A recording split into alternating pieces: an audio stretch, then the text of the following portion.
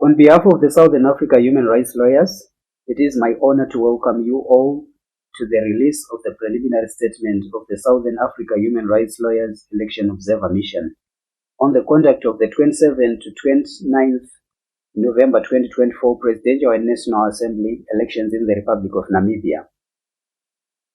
As head of mission, I am supported by representatives from the republics of Botswana, South Africa, Namibia, Zimbabwe, Mozambique and Zambia.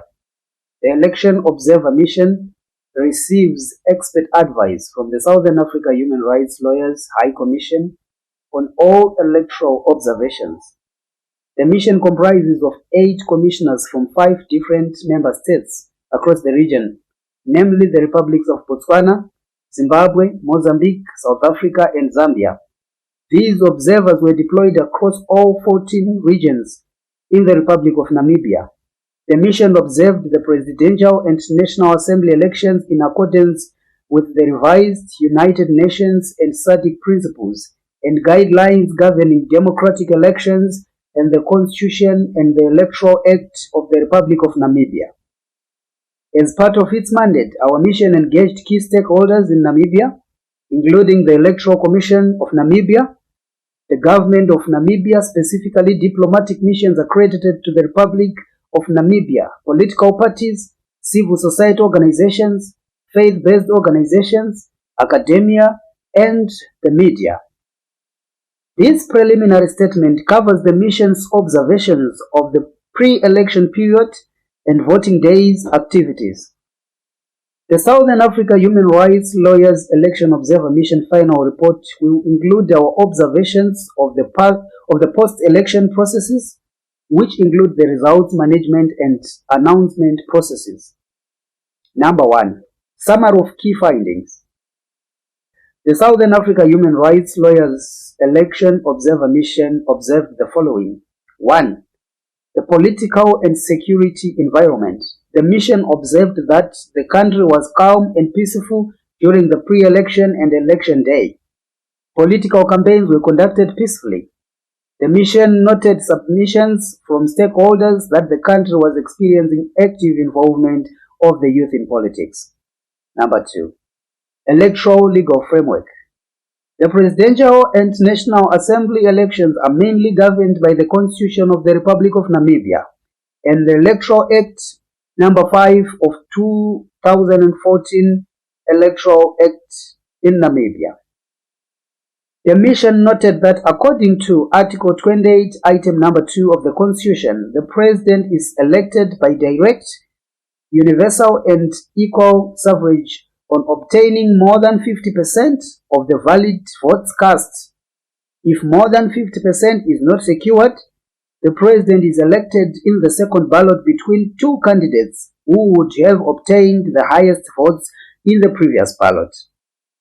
According to Section 109, Item number 4 of the Electoral Act, if no presidential candidate attains more than 50% of the votes, the second ballot must be conducted within 60 days of announcement of the results. According to Article number 45, Item number 1 of the Constitution of Namibia, the National Assembly is comprised of 96 members to be elected by the registered voters through direct and secret ballot. The election of the members in terms of Article 46, Item 1 is based on political party lists and in accordance with the principle of proportional representation. Management of electoral processes. The mission observed that the elections are managed by the Electoral Commission of Namibia, which is the ECN, which according to the law is the exclusive board that directs, supervises, manages, and controls elections and referenda.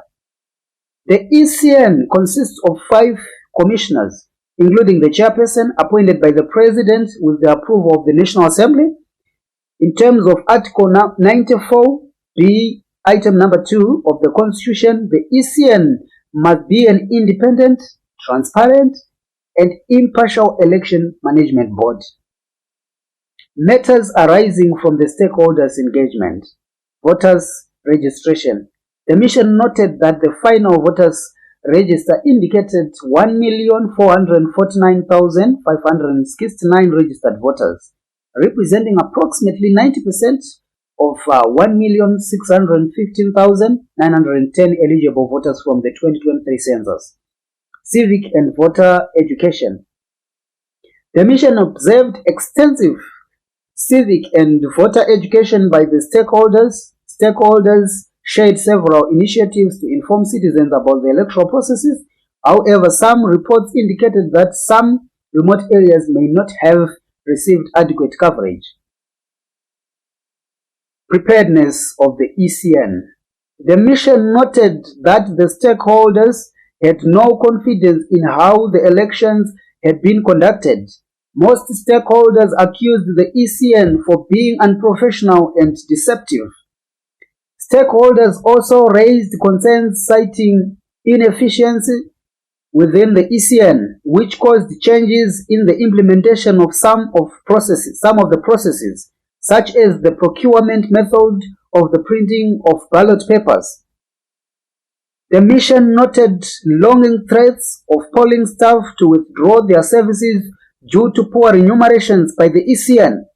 The mission also noted that operational matters such as contracting the staff could have been done earlier to give enough room for negotiations. Nevertheless, the mission appreciated that at last the ECN come to an agreement with the aggrieved staff.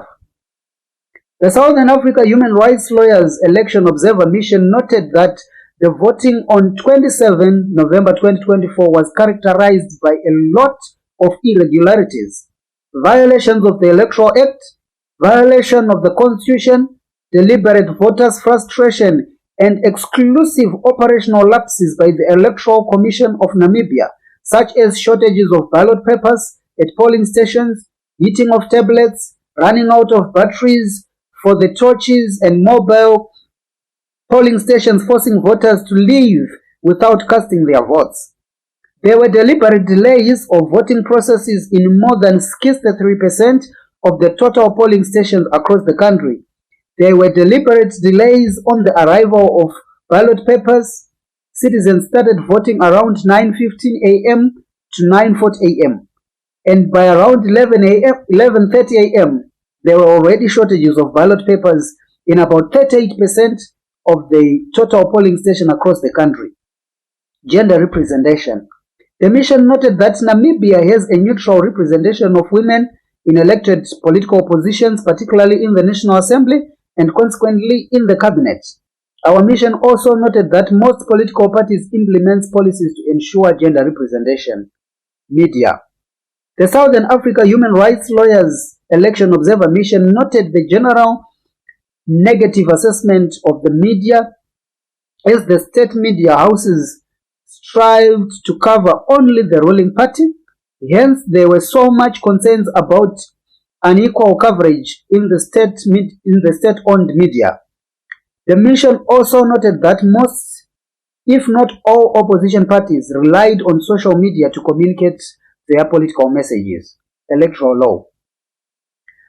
The mission noted that while the law clearly articulates procedures during and after elections, the Electoral Commission of Namibia failed to observe the basic electoral and legal frameworks. Hence, there were a lot of irregularities, even if there were areas that could be improved to provide clarity and certainty. For instance, provisions on tendered votes, the period within which results ought to be announced, and management of the period between the announcement of results and the swearing in of office bearers. Observations on Election Day. On Election Day, which is 27 November 2024, the Southern Africa Human Rights Lawyers Election Observer Mission observed the voting process across all regions in Namibia. Our mission covered about 219 polling stations and observed the following. 63% of polling stations opened late at around 9:30 a.m. due to deliberate delays by the Electoral Commission, which had 5 years to prepare for the election. There were no ballot papers in most of the polling stations at the time of opening, and voters had to patiently wait for arrival of ballot papers. However, 37% opened on time at around 7 a.m. Long queues were observed at all polling stations before opening. In all the observed polling stations during the opening, the presiding officers showed the empty ballot boxes to all present before locking and sealing them. Our mission noted that voters' roll was not displayed at any of the polling stations observed. Our observers were informed that the voters' roll was not displayed because voters were allowed to vote anywhere in the country. Our mission noted that some voters' verification setups in all polling stations, fingers were to be scanned to verify if they had voted or they have not yet voted. However, the process was not 100% as there were challenges with the verification machines. Polling procedures were observed in 219 polling stations. The environment at the polling stations started calm and peaceful, and no significant incidents of violence or intimidation were observed. The voters started retaliating to deliberate delays and shortages of material by the ECN, rising concerns on transparency and credibility. Some voters ended up leaving the polling stations without casting their votes. Over 63% of polling stations observed were not peaceful and drastically not conducive to voting. However, most polling faced issues such as poor crowd control and long queues, which were likely caused by the ECN's unpreparedness and a very slow processing of voters. At least 37% of polling stations observed adhered to regulations prohibiting campaign materials in their vicinity, reflecting strict compliance with electoral guidelines and ensuring a neutral voting environment. Security personnel were present at all polling stations, ensuring a safe environment. There was not enough accessibility for persons with disabilities, ensured at least 57.5% of polling stations were inaccessible. The inaccessibility was due to polling stations being located upstairs with no amenities for disabled persons or in areas with uneven terrain, which caused physical barriers. Our observers were not allowed full access to observe and interact with presiding officers at 66.5% of polling stations, facing restrictions. In some cases, only one observer per group was allowed inside, while in other instances, our observers were denied entry. 87.5% of party candidate agents and observers were present and actively performing their roles at the opening of polls, while 12.5% were absent. Citizens and international observers were present at 50% of the observed polling stations. The Southern Africa Human Rights Lawyers Election Observer Mission noted with concerns that most of the polling stations observed during opening had no necessary election material and were not prepared enough to start voting. Voters had to wait until they lost their patience and started protesting. We noted exclusive voters' frustration, resulting in voters leaving polling stations without casting their votes. There was too much shortage of ballot papers. Polling stations from as early as 11 a.m., despite claims by the Electoral Commission of Namibia that they had printed additional 400,000 extra ballot papers as contingency. Due to voters' turnout, our mission, however, commenced stakeholders for extensive civic and voter education, particularly for initiatives such as the voters booklet and the QR code or the accreditation cards containing the necessary election information. The ECN also failed the visually impaired to vote in secret through the introduction of Braille ballot papers relating to the spirit of Article number 4, Item number 1, Chapter 1 of the Revised Static Principles and Guidelines Governing Democratic Elections which encourage the full participation of all citizens in democratic and development processes. The mission also commends all stakeholders for a gender-inclusive recruitment of electoral personnel. At least 65.05% of the polling officials were female. Recommended improvements in the electoral processes. Our mission is continuing the process of electoral observation in the post-election phase. As such, the mission will not render comprehensive recommendations or qualifications for the election at this stage. However, the mission has observed the following areas of the electoral processes and system that relevant stakeholders may wish to consider improving. Number 1. Transparent communication protocols. The ECN should establish transparent and clear protocols for engaging stakeholders, ensuring timely and transparent communication, particularly when making significant decisions such as changing counting venues or extending voting periods, regular briefings, or consultations with all stakeholders, including political parties, civil society organizations, and observers, should be institutionalized to maintain trust and credibility. Tendered votes. The government should consider reforming its electoral system, as the current system where the country is perceived as one constituent, allowing voters to vote in any constituents irrespective of where they are registered, creates logistical and administrative challenges such as shortage of ballot papers in many polling stations. Access to the voters' roll. In order to improve perceptions amongst the public, political parties, and candidates, ECN is advised to strictly follow the provisions of the Constitution on transparency, access to information, and timelessly avail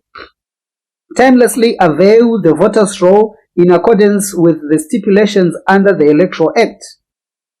State-owned media coverage. The relevant media regulatory authorities are urged to ensure the implementation of measures that require impartiality in the coverage of political events by state-owned media. ECN is urged to strengthen transparency in the procurement process and delivery of all voting materials, including ballot papers, and put in place a monitoring system that includes the participation and verification by electoral stakeholders. In addition, there is need for the Electoral Act to be revised to put in place clear timeframes within which these processes should be completed. Workshops and periodic engagement sessions with stakeholders can enhance mutual understanding and trust in the ECN's processes. Recruitment of staff. The ECN is advised to arrange contracting modalities for staff early to avoid last-minute contractual disputes. Establishment of voting streams. The ECN is also advised to establish multiple voting streams within polling stations to assist reducing the queues and frustration of voters. In conclusion, the mission observed that the pre-election and voting phases on 27 to 29 November 2024 harmonized elections were peaceful and calm. However, for reasons outlined above, the mission noted that some aspects of the harmonized elections fell short of the requirements of the Constitution of Namibia, the Electoral Act, and the SAHRL principles and guidelines governing democratic elections. The mission commends the people of Namibia for maintaining a peaceful political environment during the pre-election period and on voting days. The mission will release its final report after the validation and proclamation of final results, as provided for in the United Nations and SAHRL principles and guidelines governing democratic elections. The final report will be shared with the ECN and all stakeholders in terms of international principles and guidelines governing democratic elections, Our long-term independent observers will remain on the ground to continue with the post-election observation until the 10th of December 2024.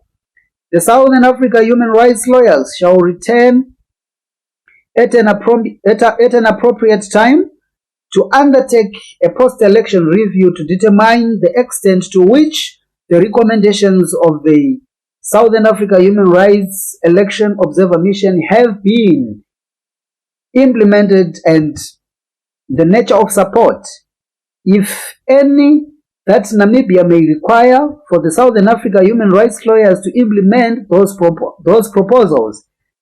In the event of any electoral disputes, our mission appeals to all contestants to channel their concerns through established legal procedures and processes. The mission urges all political parties and the people of Namibia and all other stakeholders to allow the ECN to announce the final results as legally mandated. Thank you. Obrigado. Professor Talent Rusere, Southern Africa Human Rights Lawyers High Commissioner.